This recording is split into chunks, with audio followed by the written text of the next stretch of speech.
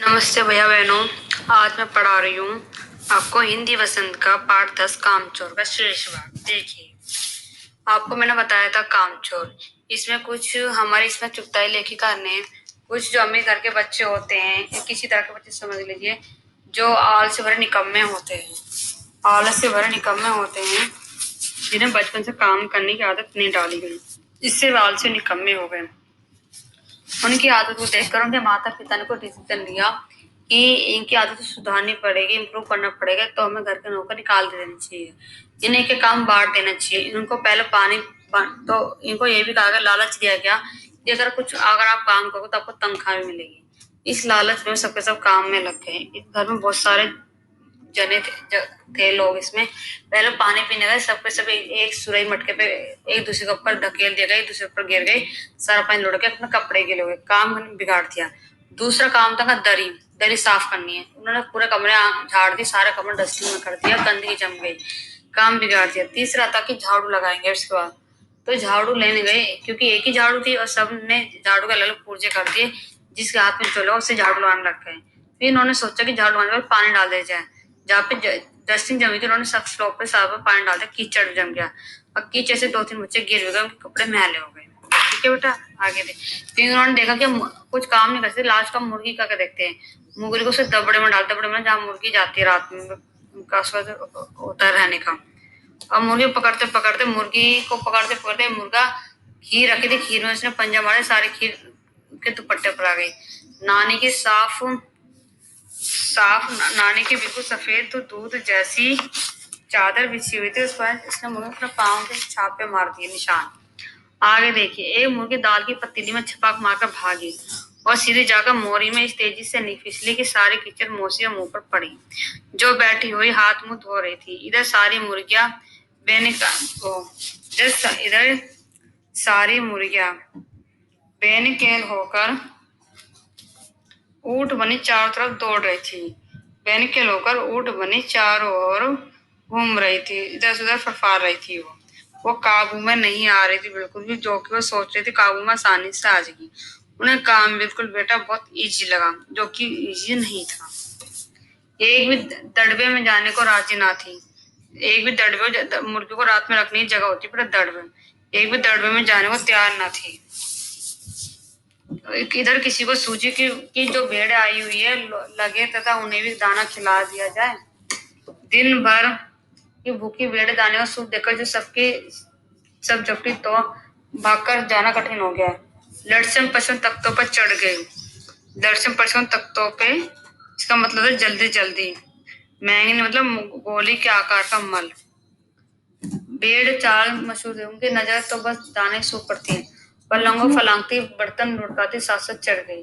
तख्त पर बनी दीदी की दुपट्टा फैला हुआ था, जिस पर गोखरे चंपा सितारे रखकर बड़ी दीदी मुल्तानी बोकर कुछ बता रही थी। बेड़े को निस्संकोच होकर और सबको रोती मेंगनों का छिड़काव करती दौड़ गई। गोली का कार का मल।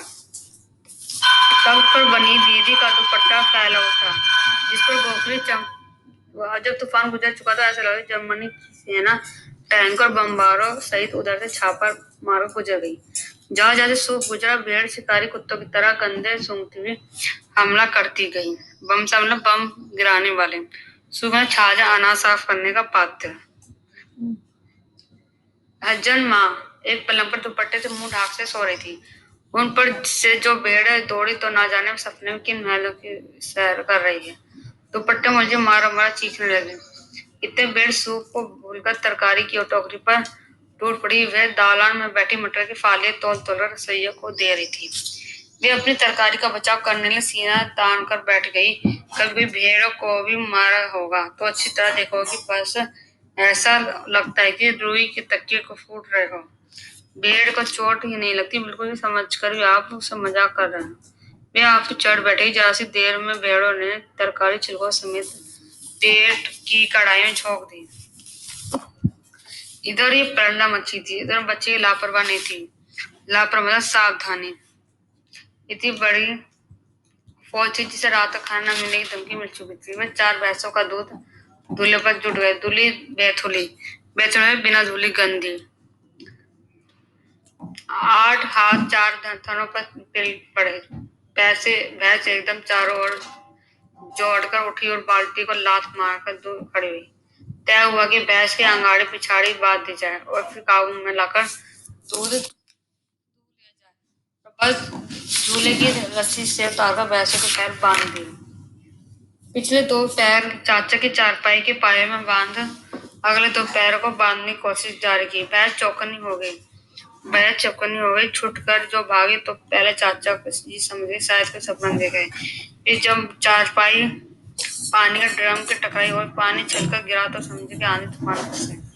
साथ में भूचाल आया। फिर जल्दी जल्दी उन्हें असली बात पता चल गया और अब पलंग में दोनों पेटी पकड़े बुरा हाल सुनाने लगे।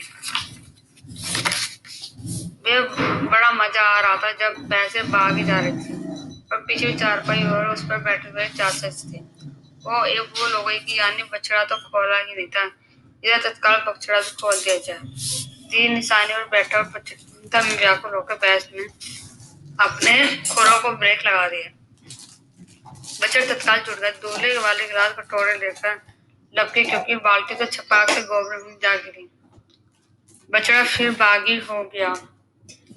कुछ दूध जमीन पर कपड़ों पर गिरा और चारों तरफ गिलास कटोरी भी गिरी। तूफान खड़ा हुआ। ऐसा लगता है कि सारे घर में मुर्गे टूटे तसले बाल्टियां ही पड़ी है। मातम में मनाती तत्कारी आंसू पोछे गए।